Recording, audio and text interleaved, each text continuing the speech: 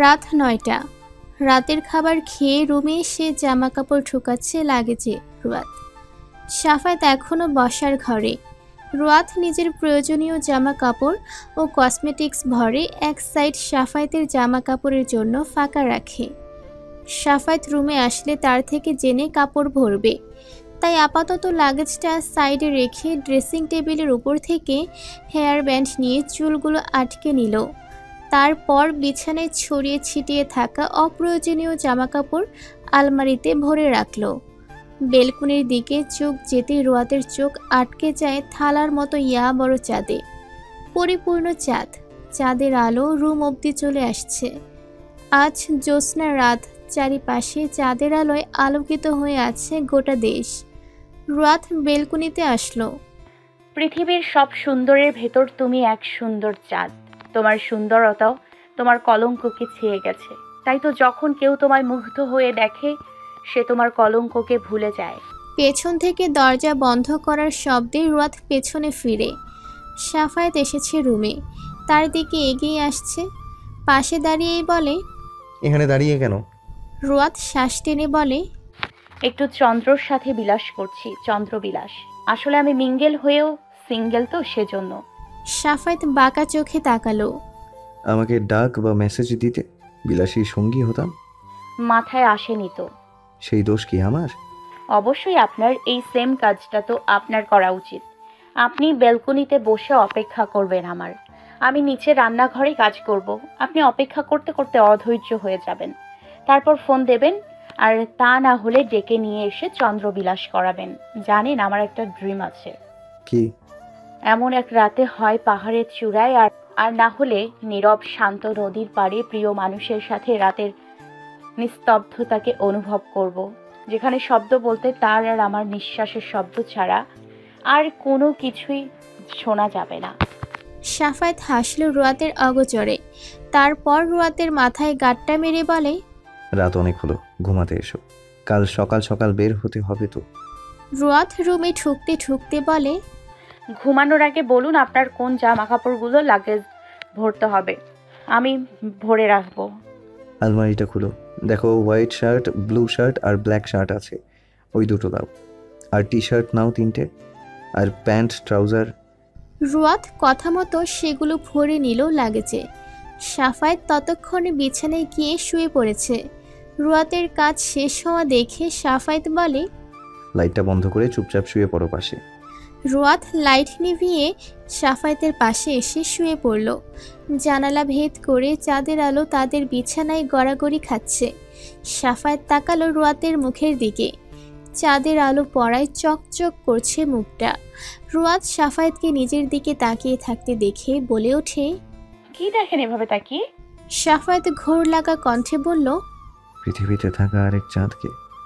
রুয়াত মুখ বাঁকালো, অন্যদিকে ফিরে বলল, হ্যাঁ, শুধু তাকিয়েই থাকেন। তাকিয়ে থাকলেই তো পুরো জীবন চলে যাবে, আর কিছু করা লাগবে না। সাফায়েত ভ্রু কুঁচকালো। মেয়েটা কি বোঝাতে চাইছে তাকে?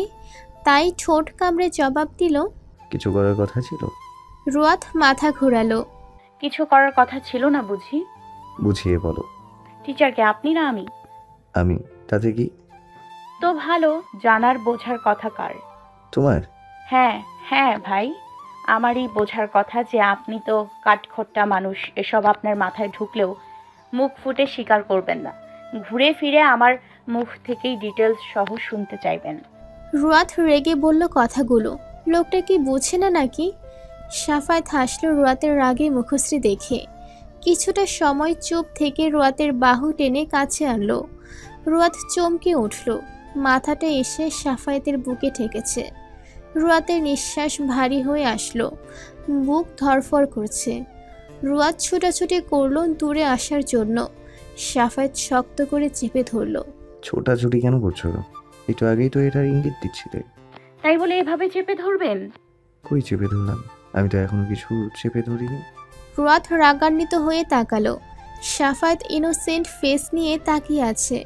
রুয়াত ফের মাথা অন্যদিকে ঘোরাতে নিলে সাফায়েত রুয়াতের গলায় মুখ গুজে দেয়। রুয়াত এবার বরফের মতো জমে যায়। তার ভীষণ সুরসুরি লাগছে। সাফায়াত আলতো করে গলায় ঠোঁট ছুঁয়ে বলে, পুরুষ মানুষের ভালোবাসা প্রচণ্ড ভয়ঙ্কর হয়, জানো তো রুয়াজ। ভুলক্রমে যদি একবার তারা তাদের ভালোবাসা প্রকাশ করে ফেলে, তাহলে তার নারী প্রতি মুহূর্তে লজ্জায় পড়বে। এই দেখো, হালকা একটু প্রকাশ করাতেই তুমি কেমন থেকে থেকে নুইয়ে পড়ছো। তাই ধীরে ধীরে প্রকাশ পাক আমার ভালোবাসাটা কেমন, তাহলে বানিয়ে নিতে পারবে খুব সহজে আমাকে। এবার ঘুমিয়ে পড়ো, আকার ইঙ্গিত কিছু বোঝাতে হবে না। সাফায়াতের হাতের বাঁধন হালকা হতেই রুয়াত দূরে সরে আসে। বুকটা ওঠানামা করছে এখনও তার। সাফায়াতের দিকে তাকাতেই সাফায়াতকে এখনও নিজের দিকে তাকিয়ে থাকতে দেখে তড়িৎ গতিতে মাথা ফিরিয়ে চোখ বন্ধ করে ফেলে। ভোরের এক নতুন স্নিগ্ধতা। রুয়াত রেডি হয়ে দাঁড়িয়ে আছে সুইটির সাথে, আর সাফায়াত দাঁড়িয়ে আছে কিছু শিক্ষকদের সাথে ভার্সিটির মাঠে। গাড়ি চলে এসেছে, একে এক করে সবাই গাড়িতে উঠছে। সুইটি রুয়াতও উঠে পড়ল। রুহান এসেছে দেরি করে, বাস ছাড়ার 5 মিনিট আগে। সাইফুল ইসলাম রোহান আর নেহালকে লেট করে আসতে দেখে রাগান্বিত হয়ে বলে, আজকের দিনেও তোদের লেট করে আসতে হবে? মেয়েদেরও তো এত সময় লাগে না সেজে আসতে, যতটা তোদের লাগে। রোহান চুলে হাত দিয়ে বলে, আমার এখনো বিয়ে হয়নি স্যার। একটু সময় নিয়ে পরিপাটি হয়ে না আসলে মেয়েরা পছন্দ করবে না, আর পছন্দ না করলে মেয়ের বাবারা মেয়েই দিতে চাইবে না।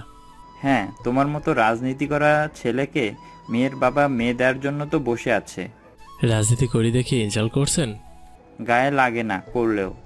আপনার সাথে কথা বলাই বেকার, ভালো জিনিস চোখেই পড়ে না আপনার। এই নেহাল চল তো। রোহান হাঁটা ধরল, পেছন পেছন নেহাল। রুয়াত কোন বাসে? সেকেন্ড বাসে, রবিন বলল। রোহান সেকেন্ড বাসে উঠতেই চোখ যায় 4th সিটে বসা থাকা রুয়াতের দিকে। অফ হোয়াইট কালারে গোল জামা পরেছে, মুখে হালকা সাজ, চুলগুলো বিনুনি করা। কিন্তু পাশেই সুইটিকে বসে থাকতে দেখে মুখ বিরক্তিতে কুঁচকে আসলো। পেছনে 4টা সিট খালি আছে। রোহান পেছনের সিটে যেতে যেতে নেহালকে বলে, শালা, তোর গার্লফ্রেন্ড কেন আমার জায়গায় বসছে? পিসি নিয়ে আয় তোর গার্লফ্রেন্ডকে, আর আমাকে রুয়াতের পাশে বসার সুযোগ করে দে। নেহাল গা ছেড়ে দিয়ে বসলো সিটে। ওয়েট, মেসেজ দিচ্ছি। নেহাল মেসেজ পাঠালো সুইটিকে। এই সুইটি, পেছনে আসো, বিয়ে নিয়ে কথা আছে। সুইটি মেসেজটা দেখে তাকালো পেছনে। নেহাল ইশারায় মুখ দিয়ে শব্দহীন করে বলছে, প্লিজ আসো। মেয়েদের মন মোমের মতো নরম। ভালোবাসার মানুষের থেকে পজিটিভ কিছু পেলে মন গলে যায়। নেহালকে অনেক ভালোবাসে সুইটি। বিয়ে নিয়ে কথা বলবে শুনে মনে আশার আলো জাগলো। রুয়াতের দিকে তাকিয়ে বলে, রুয়াত আচ্ছা বলে মুখ ঘুরিয়ে জানালার দিকে তাকালো। সুইটি উঠে আসলো। রোহান রুয়াতের পাশে বসার জন্য উঠে এগিয়ে আসতে নিলে সাফায়াত রুয়াতের পাশে বসে পড়ে। রোহান দাঁড়িয়ে যায়। নাইমুর সাফায়াতের দিকে তাকিয়ে বলে, আমি পিছনে গিয়ে বসছি তাহলে। নাইমুর রোহানের পাশে সিট খালি দেখে বসে পড়ে। রোহানের দিকে তাকিয়ে বলে, আরে রোহান, দাঁড়িয়ে কেন, বসো। রোহান কটমট করে নেহালের দিকে তাকালো। নেহাল ভ্যাবলা কান্ত মতো চেয়ে রইল রোহানের দিকে। রোহান রেগে বসে পড়ল সিটে। রুয়াত নিজের পাশে সাফায়াতকে দেখে ভ্রুকুচকে বলল, আপনি আমার পাশে বসছেন কেন? কেন, কি হয়েছে? সবাই কিভাবে তাকাচ্ছে দেখুন। সাফায়াত তাকালো আশেপাশে। সবাই তাদের দুজনের দিকে ঢ্যাপ ঢ্যাপ করে তাকিয়ে আছে। সাফায়াত তপ্ত শ্বাস ফেলে বলল, সবাই তাকাচ্ছে তাতে আমাদের কি? তাদের চোখ আছে তাই তাকিয়ে আছে, আমাদের উচিত তাদের ইগনোর করা। দুপুরের শেষ প্রহরে কুয়াকাটার স্বপ্নরাজ্য পার্ক অ্যান্ড রিসোর্টে এসে পৌঁছালো রুয়াতরা। রিসোর্টটা অসম্ভব সুন্দর। সাফায়াত গাড়ি থেকে নেমে রিসোর্টে ঢুকে যায়। যাওয়ার আগে বলে রুয়াতকে তার পেছন পেছন আসতে। আগে থেকেই বুকিং করে রাখায় ঝামেলাবিহীন সাফায়াত একটা রুমের চাবি নিয়ে চলে গেল। এদিকে রুয়াত গাড়ি থেকে নামতে সুইটি রুয়াতের হাত ধরে নেহালের কথা মতো। নেহাল বাসে থাকাকালীন সুইটিকে বলেছে সে যেই রুমে থাকবে সেই রুমে যেন রুয়াতকে নেয়। সুইটি পাল্টা জিজ্ঞাসা করেছিল কেন? প্রত্যুত্তরে নেহাল বলেছিল পরে বলবে। রুয়াত আকস্মিক সুইটিকে নিজের হাত চেপে ধরতে দেখে বিস্ময় নিয়ে বলল, কিছু বলবে? সুইটি উপর নিচ মাথা ঝাঁকায়। আমার সাথে রুম শেয়ার করবে রুয়াত? আসলে অন্য কারোর সাথে তো আমার তেমন কোনো বন্ডিং নেই, সেজন্য বলছি শেয়ার করবে। রুয়াত ঠোঁট কামড়ে ধরল। সাফায়েতের সাথে একই রুমে থাকলে নিশ্চয়ই অনেক কথা উঠবে।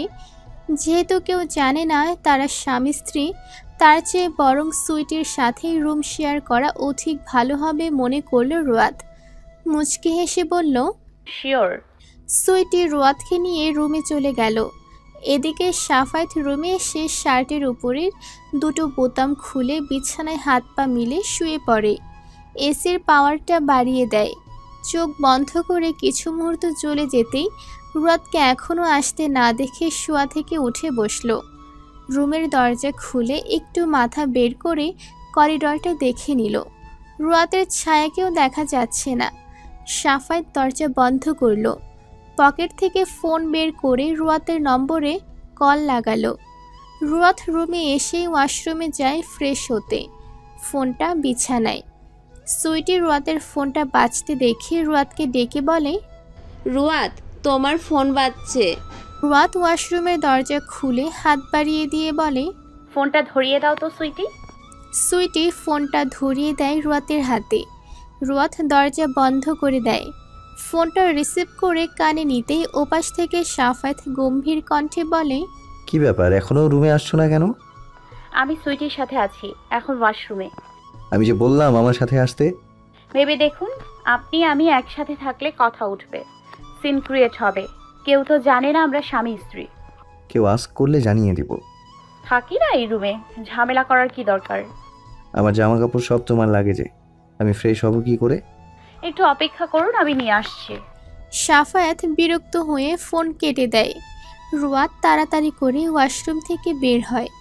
রুয়াতের বের হওয়ার পর সুইটি ঢুকে ফ্রেশ হতে। সেই সুযোগে শপিং ব্যাগে করা সাফায়েতের জামাকাপড়গুলো ভরে বের হয়। তারপর সাফায়েতের নম্বরে কল দিয়ে জিজ্ঞেস করে কয় নম্বর রুমে সে। সাফায়েত বলে 107 নম্বর রুমে সে। রুয়াতদের রুম নম্বর 104। 2 রুম পরে সাফায়েতের রুম। রুয়াতে আশেপাশে তাকিয়ে সাফায়েতের রুমের সামনে গিয়ে দরজায় কড়া নাড়তেই সাফায়েত দরজা খুলে দেয়। রুয়াত হাত বাড়িয়ে ব্যাগটা ধরিয়ে দিলে সাফায়েত রুয়াতের হাত টেনে ভেতরে নিয়ে দরজা বন্ধ করে দেয়। রুয়াত ভ্যাবাচাকা খেয়ে যায়। ভ্রুকুচকে বলে, আশ্চর্য, দরজা বন্ধ করলেন কেন? সাফায়েত গম্ভীর মুখে বলে, কি দরকার ছিল তোমার অন্য কারোর সাথে রুম শেয়ার করার? কারণটা তো বললাম। ভয় পাও লোকের কথায়? একটু আধটু তো ভয় পাই, কয়েকটা দিনেই তো থাকি না আলাদা। তার মানে বউ আমার চোখের সামনে থাকবে, তাকে আমি ছুঁতে পারবো না, ধরতে পারবো না, তাই তো?